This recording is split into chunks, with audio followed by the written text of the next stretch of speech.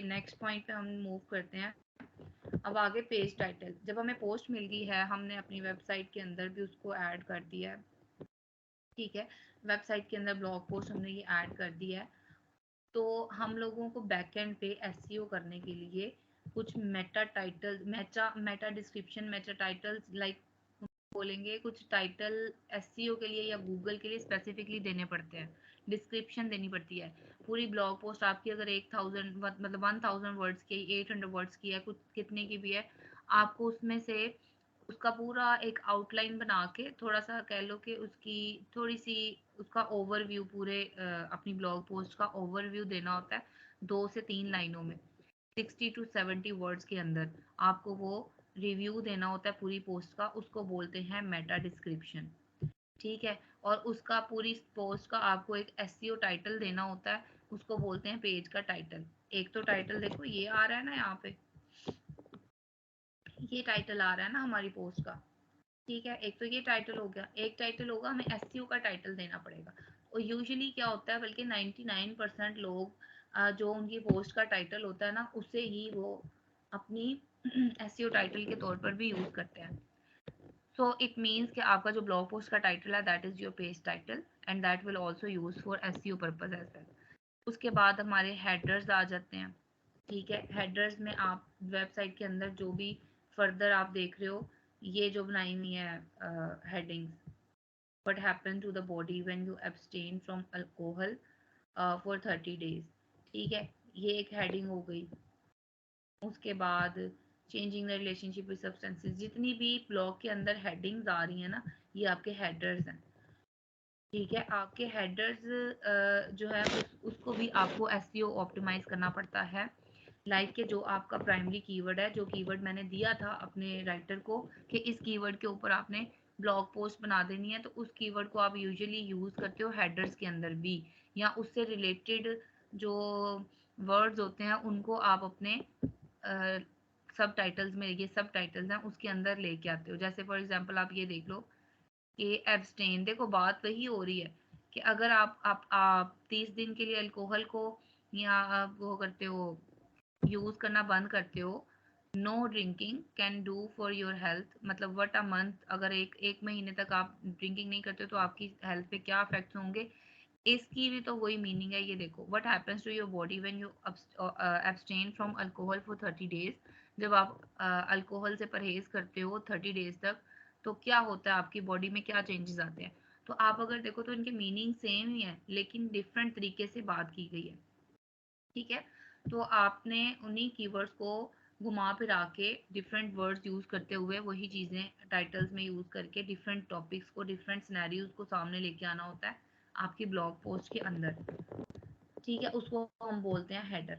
अब अगर फर्दर में जाएं, page title is simple, I don't need to जो है ना वो मजीद एक्सप्लेन करने की जरूरत नहीं है। पेज टाइटल जो होगा वो सेम वही टाइटल हो जाएगा जो आपकी पोस्ट का है, जो कि आपने अपने राइटर को कीवर्ड देके लिखवाया हुआ है। तो हेडर्स में अगर आप आते हैं, तो हेडर्स में हमें 2-3 चीज़ों को फोकस करना पड़ता है, जो कि होती हैं, एक तो आपका header should include primary keyword, जो आपका मेन कीवर्ड होता है उसको प्राइमरी कीवर्ड कहते हैं, और उससे रिलेटेड जो कीवर्ड दूसरे आप अपनी पोस्ट के अंदर यूज करते हो उनको सेकेंडरी कीवर्ड्स कहते हैं। तो headers should include primary keyword. अब हर हेडर के अंदर जरूरी नहीं है प्राइमरी कीवर्ड हो, किसी भी एक या दो हेडर्स के अंदर आप किसी भी एक या दो सब टाइटल्स के अंदर आप अपना कीवर्ड को, प्राइमरी कीवर्ड को यूज कर सकते हो। That is necessary for our on site website, on site SEO, sorry. और उसके अलावा सेकंड फैक्टर क्या होगा कि ये जो वेबसाइट का कंटेंट लिखा हुआ है ना, इसका साइज होता है एक प्रॉपर, इसका प्रॉपर साइज होता है कि आपने कंटेंट में इतना इसका साइज रखना है, 14 रखना है। अगर आप में से किसी ने वर्ड एक्सेल यूज किया हुआ है, तो ये देखो, ये मैं वेबसाइट का अगर देखो आपको साइज था, तो ये 11 है साइज इस वक्त इसका। ठीक है, अगर मैंने इसको हेडिंग बनाया हुआ है, तो मैं इसको थोड़ा सा क्या करूंगी, बड़ा कर दूंगी। ठीक है, ये हेडिंग है मेरी, तो इसको मैं थोड़ा सा बड़ा करूंगी और इसको, या फिर H1 टैग दे दूंगी। जब आप वेबसाइट की तरफ आओगे, उसके डैशबोर्ड पैनल की तरफ आओगे, तो आप लोगों को मैं दिखाऊंगी, थोड़ा सा ओवरव्यू दूंगी, क्योंकि वो एक सेपरेट चीज़ शुरू हो जाती है, वो एक सेपरेट लाइन शुरू हो जाती है प्रॉपर वर्ड प्रेस की लाइन शुरू हो जाती है जिसके अंदर आप वेबसाइट्स बनाते हो, तो उसको आपको बस इतना थोड़ा बहुत हैंडल करना सिखाऊंगी, ताकि आपके पास अगर कोई क्लाइंट आता है तो आपको उसकी वेबसाइट को हैंडल करना आए और उसकी एसईओ करना आपको आती हो। उसमें मैं आपको ये दिखाऊंगी कि H1 टैग कैसे दिया जाता है, उसको H2 टैग कैसे दिया जाता है। ठीक है, H1 टैग होना चाहिए, H2 होना चाहिए, H3 होना चाहिए। 3 तक आपको अपनी हेडिंग्स को आपने 3 साइजेस देने हैं, जैसे कि ये है, फिर उसके नीचे ये वाली हेडिंग आ गई, इससे इसके अंदर ये वाली हेडिंग है, उसको मैं थोड़ा सा उससे छोटा साइज दूंगी, इतना दे दूंगी। ठीक है, ये मेरी मेन हेडिंग थी, इसका H1 टैग आ गया, इसका H2 आ गया, ये उससे नीचे है तो इसको मैं H3 कर दूंगी। ठीक है, तो मैं H3 कर दूंगी। इस तरह से इनके साइजेस होंगे प्रॉपर एक, ताकि इसका फॉर्मेट बन सके कि प्रॉपर फॉर्मेट में चल रही है चीज़। आपने सबसे पहले बड़ी हेडिंग दी, उसके अंडर फिर छोटी हेडिंग्स आ गई, ये सारी, ये जो 1 2 3 वाली हैं, इन सबको मैं एक ही साइज कर दूंगी। ठीक है, इन सब का, और इनके अंदर फर्दर जो इनकी चीज़ें आ रही हैं, सब हेडिंग्स आ रही हैं इनकी, जो भी इनके सब फैक्टर्स आ रहे हैं, उनको मैंने उससे छोटा साइज कर दिया, तो एक प्रॉपर फॉर्मेट बन गया। क्योंकि पढ़े तो आप लोग सब हुए हो, आपको पता है कि पैराग्राफ्स हम कैसे लिखते हैं, हेडिंग कैसे देते हैं, हेडिंग के नीचे अगर उसका एक सब टॉपिक आ रहा है तो उसको उससे छोटे साइज में लिखना होता है। ठीक है, या किसी और मार्कर कलर में आप लिखते हो, तो इसी तरीके से बनती है ना उसकी प्रॉपर एक फॉर्मेट। तो ये चीज़ें फॉर्मेट हमें अपनी ब्लॉग पोस्ट के अंदर भी फॉलो करना पड़ता है। यहाँ तक आपको हेडर क्लियर हो गए। अब ये आते हैं तो हमारे हेडर्स है ना, एक्सक्यूज मी, ये तो हमारे हेडर्स है ना, इसमें जो हमने कंटेंट्स लिखने हैं वो तो अलग से होंगे ना। ये हेडर्स है ना, आपका जो ओवरऑल वेबसाइट का कंटेंट होगा ना, उसका साइज एक हम्म। ही होता है। आपने सिर्फ हेडर्स के साइज चेंज करने होते हैं। ठीक है, इनर पोस्ट के अंदर जितना भी कंटेंट आ रहा है, ये वाला कंटेंट आ रहा है, देखो सबका एक ही साइज है। बस ठीक लेकिन है, यही पूछ रही थी। लेकिन इनके ओके। साइज में फर्क है। ये देखो, ये थोड़ा सा छोटा लिखा हुआ है, ये थोड़ा सा बड़ा लिखा, फिर मेन पॉइंट आ गया। अगर इस मेन पॉइंट के अंदर हम फर्दर छोटे छोटे पॉइंट्स लिख देंगे तो उसका साइज उससे छोटा रखेंगे। लेकिन जो मेन कंटेंट है हर एक हेडिंग के नीचे, उसका साइज आपने सेम ही रखना होता है। अगर आप ब्लॉग पोस्ट रिव्यू करोगे, डिफरेंट किस्म की ब्लॉग पोस्ट रिव्यू करोगे ना, तो आपको इस चीज़ का अंदाज़ा होगा। देखो, हम अगर दूसरी पोस्ट पे जाते हैं, उसमें भी देखो, ये देखो बुलेट पॉइंट्स आ गए। बुलेट पॉइंट्स को उन्होंने बोल्ड जरूर किया हुआ है, लेकिन उसका साइज छोटा किया हुआ है। ठीक है, ओके। ये देखो, बाकी सबका साइज, अब सिर्फ हेडिंग का साइज उन्होंने प्रोमिनेंट किया हुआ है, H1 H2 दिया होगा इसको। लेकिन जो नीचे उनका कंटेंट आ रहा है, फर्दर कंटेंट आ रहा है, उसका सबका साइज सेम है, और ऐसा ही होता है। अच्छा, यहाँ हो गए हेडर्स आपके क्लियर। मेटा डिस्क्रिप्शन पे आते हैं। देखो, मेटा टाइटल, मेटा डिस्क्रिप्शन और मेटा कीवर्ड्स, हमें ये तीन चीजें एसईओ में देनी होती हैं, ऑन पेज एसईओ में देनी होती हैं।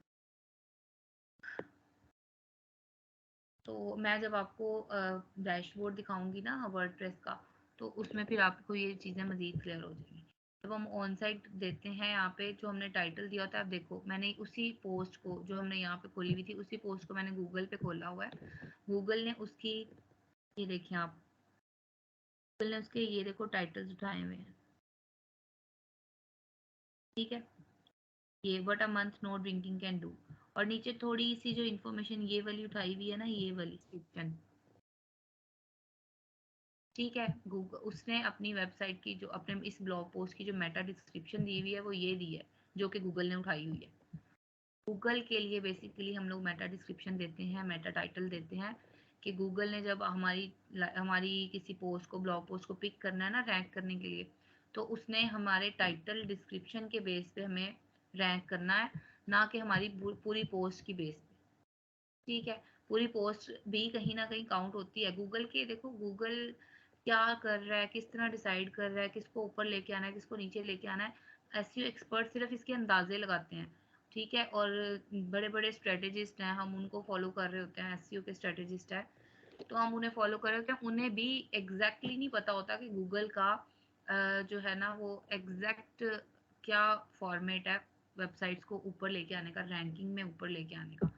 तो वो भी अंदाजे से या स्ट्रेटजीज से, डिफरेंट स्ट्रेटजीज अप्लाई कर करके वो सीख रहे होते हैं कि इस तरह की वेबसाइट इस तरह ज़्यादा रैंक कर रही है, इस तरह कम रैंक कर रही है, इस तरह थोड़ी सी ज़्यादा रैंक कर रही है। तो इस तरह वो स्ट्रेटजीज अप्लाई कर करके डिफरेंट चीज़ें अप्लाई कर रहे होते हैं उसके ऊपर। बिल्कुल इसी तरह हम लोगों ने भी। अब वो कहीं न कहीं इस फैक्टर को भी काउंट करता है कि आपकी पूरी ब्लॉग पोस्ट के अंदर भी कीवर्ड्स होने चाहिए, पूरी ब्लॉग पोस्ट ऑप्टिमाइज़ होनी चाहिए, उसके अंदर जो इमेजेस हैं वो भी ऑप्टिमाइज़ होने चाहिए। हम इमेज ऑप्टिमाइज़ेशन पे आएँगे तो आपको बताऊँगी वो कैसे ऑप्टिमाइज़ होते हैं। और सारी ब्लॉग पोस्ट भी ऑप्टिमाइज़ हो, उसके बाद उसके अंदर मेटा डिस्क्रिप्शन, मेटा टाइटल भी लिखा हो और मेटा डिस्क्रिप्शन और टाइटल के अंदर भी कीवर्ड्स यूज़ हुए हों, तो फिर जाके वो उसको रैंक करेगा, ठीक है? फिर जाके उसको वो स्पेसिफिक कीवर्ड के साथ, अभी तो मैंने देखें मैंने कीवर्ड तो निकाला नहीं, मैं सिंपल वेबसाइट का खुद ही टाइटल उठा के ब्लॉग पोस्ट का यहाँ पे डाला तो उस टाइटल के साथ उसी की पोस्ट ऊपर आ गई। लेकिन अगर अब मुझे नहीं पता ये पोस्ट इनकी कौन से कीवर्ड्स के साथ रैंक करी है, तो फिर मैं यहाँ पे वो कीवर्ड लिखती, ठीक है? How drinking affect our body, ठीक है? ये मेरा कीवर्ड है। अगर मैं इसको सर्च करूंगी तो अब जो इस कीवर्ड के साथ जो डिफरेंट साइट्स हैं वो ऊपर आ रही हैं, जो इससे बहुत क्लोजली, इस कीवर्ड से बहुत क्लोजली रिलेटेड होंगी, गूगल ने उनको ऊपर लेके आई हुई है। अब ये देखो, alcohol affects on the body, ठीक है? Affects of alcohol on the body, उन्होंने ये हेल्थ लाइन का आ गया, ये हेल्थ लाइन वेबसाइट जो मैंने खोली हुई थी ना, उसका आ गया एक आर्टिकल जो कि अल्कोहल से रिलेटेड है और वो बॉडी को कैसे अफेक्ट कर रहा है उससे रिलेटेड आर्टिकल है। और इसको हम यहाँ पे खोल लेते हैं, ठीक है? और इधर भी देखते हैं। अब इस आर्टिकल के अगेंस्ट इसने क्या किया हुआ है, हेल्थ लाइन वालों ने अपनी वेबसाइट में जो मेटा टाइटल दिया हुआ है वो ये है, जो मेटा डिस्क्रिप्शन दी हुई है वो ये है, ठीक है? और उसके अंदर जो फिर मेटा कीवर्ड्स दिए हुए हैं ना वो ये हैं, ये देखो, ड्रिंकिंग चेंजेस डीएनए, ठीक है? ये इससे थोड़ी सी नीचे अपने कीवर्ड्स दिए हुए हैं। यूजुअली कीवर्ड्स यहाँ पे उठाता नहीं है गूगल ना, गूगल यहाँ पे कीवर्ड्स को शो नहीं करता होता, इसको स्निपेट्स कहते हैं, कुछ इस टाइप की चीज़ होती है। ये इतनी डिटेल में नहीं मैं जाऊँगी। अच्छा, यहाँ पे इसके डिफरेंट उससे रिलेटेड कीवर्ड्स भी आ रहे हैं, ये मेटा डिस्क्रिप्शन आ रही है, ये इसका मेटा टाइटल आ रहा है। जब हम इस पे जाते हैं तो यहाँ पे ये देखो आप, ये टाइटल है,